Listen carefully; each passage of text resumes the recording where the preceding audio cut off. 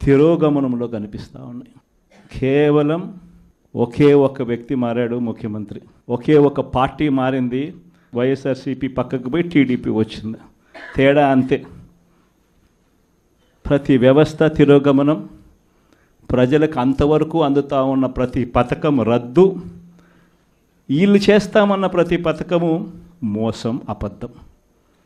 కేవలం 9 నెలల కాలంలోనే ఇవన్నీ మన కళ్ళ ఎదుటే ఇవాళ కనిపిస్తూ ఉన్న పరిస్థితులు.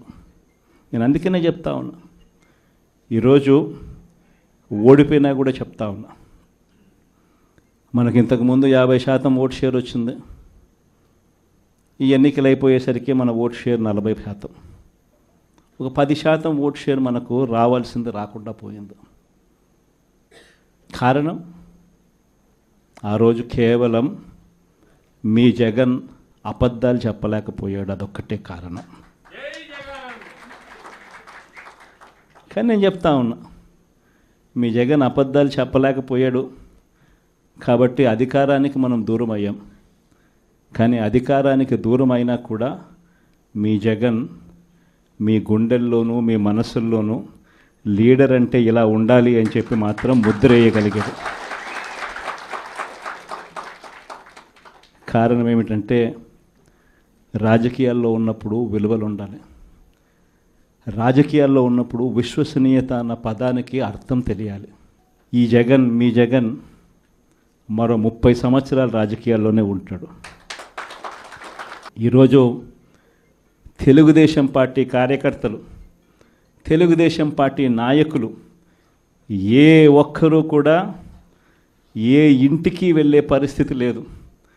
వీళ్ళు గన ఇళ్ళకు పోవడం మొదలు పెడితే, వీళ్ళు గన ప్రజల్లో తిరగడం మొదలు పెడితే ఏమవుతుంది?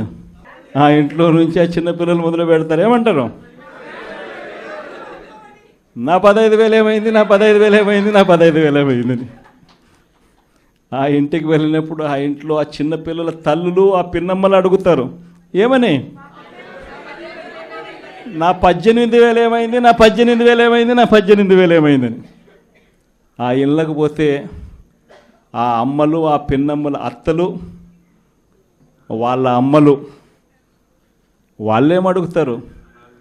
మాకు 50 ఏళ్ళ వయసు వచ్చింది, మాకు 50 ఏళ్ళ వయసు వస్తూనే మీరేమన్నారు?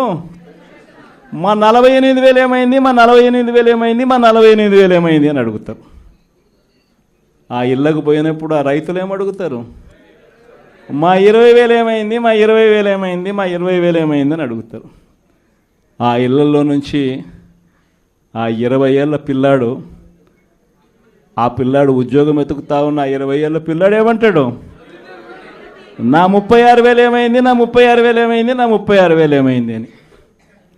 ఇలా చంద్రబాబు నాయుడు గారిని, ఆయన కూటమిని, ఆయన నాయకులను, ఆయన కార్యకర్తలను ఏ ఒక్కరూ కూడా ఇళ్ళకు వెళ్ళి, గ్రామాలకు వెళ్ళి, ఇళ్ళకు వెళ్ళి ఎవరిని కూడా వీళ్ళు కనీసం పలకరించే పరిస్థితి కూడా లేదు. పలకరిస్తే వీళ్ళే అన్నారు, మేము సూపర్ 6 ఇవ్వలేకపోతే, సూపర్ 7 ఇవ్వలేకపోతే ఏమన్నారు? కాలర్ పట్టుకోమని మీరే అడిగారు కదయ్యా, మీరే చెప్పారు కదయ్యా. చెప్పడమే కాకుండా బాండ్లు కూడా ఇచ్చారు. ఇదిగో బాండు, రాసుకో బాండు, ఇదిగో మీ దగ్గర పెట్టుకోండి అని బాండ్లు కూడా ఇచ్చినారు. బాబు షూరిటీ, భవిష్యత్ గ్యారంటీ అని కూడా బాండ్ ఇచ్చినారు. మరి ఈరోజు ఏంది? బాబు షూరిటీ, మోసం గ్యారంటీ అని చెప్పి రుజువైంది అని ఈరోజు కాలర్ పట్టుకునే పరిస్థితిలోకి ప్రజలు ఇప్పుడే ప్రశ్నించడం మొదలుపెట్టారు. ఈ ప్రశ్నించే పరిస్థితి నుంచి ఇక నెక్స్ట్ కాలర్ పట్టుకునే పరిస్థితిలోకి పోవడం అన్నది ఇక త్వరలోనే జరగబోయే కార్యక్రమం.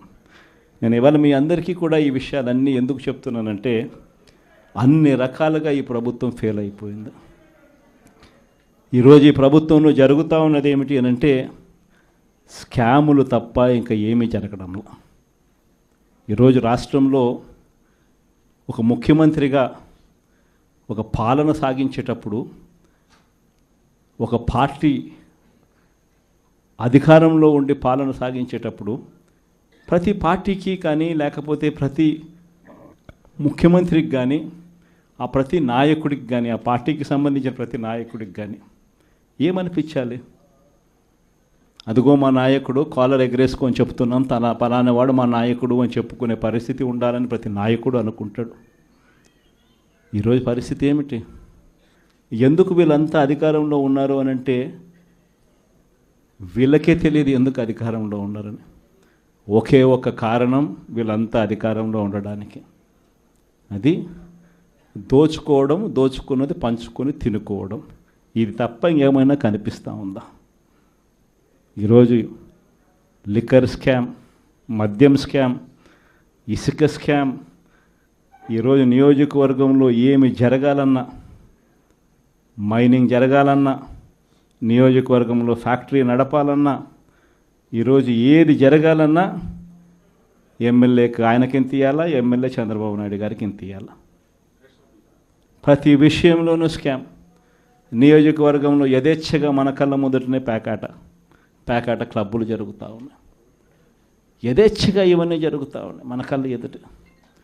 ప్రశ్నించే స్వరం ఎవరైనా ప్రశ్నిస్తే ప్రశ్నిస్తారేమో అని, ప్రశ్నించకూడదు అని ఏకంగా చిన్నపిల్లలను కూడా చూడుకోకుండా వాళ్ళందరినీ సోషల్ మీడియా కింద 111 సెక్షన్ పెట్టి, అంటే ఆర్గనైజ్డ్ క్రైమ్ అంట.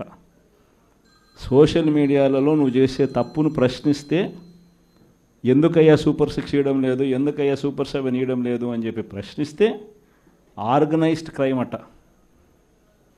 టెర్రరిస్టులకు పెట్టే క్రైమ్ ఆర్గనైజ్డ్ క్రైమ్ అని పోస్టింగ్ను పెట్టిన వాళ్ళను, చిన్నపిల్లలను కూడా చూడుకోకుండా వాళ్ళందరినీ జైళ్ళలో పెట్టి 40 రోజులు, 30 రోజులు, 50 రోజులు రకరకాల స్టేషన్ల చుట్టూ తిప్పి, రకరకాల జిల్లాలన్నీ తిప్పి వాళ్ళందరినీ కూడా ఇబ్బందులు పాలు చేసే కార్యక్రమం జరుగుతూ ఉంది. కానీ ఒకటి చంద్రబాబు నాయుడు మర్చిపోతూ ఉన్నాడు. ఎప్పుడైనా కూడా మంచి పేరు తెచ్చుకొని ప్రజల్లో పాలన సాగిస్తే ప్రజలు మళ్ళీ ఎన్నుకుంటారు.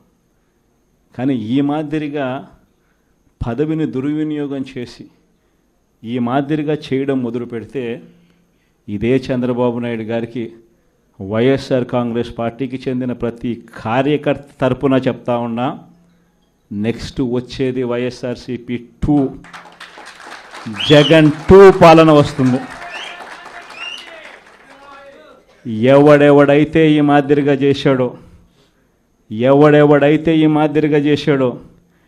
ఎవడిని వదిలిపెట్టమని చెప్పి సందర్భంగా కూడా ఖచ్చితంగా చెప్తాను. వీళ్ళందరినీ కూడా చట్టం ముందర గట్టిగా నిలబెడతాం. ఆ కోవిడ్ వచ్చేసరికి ఆ తర్వాత 2.5 సంవత్సరం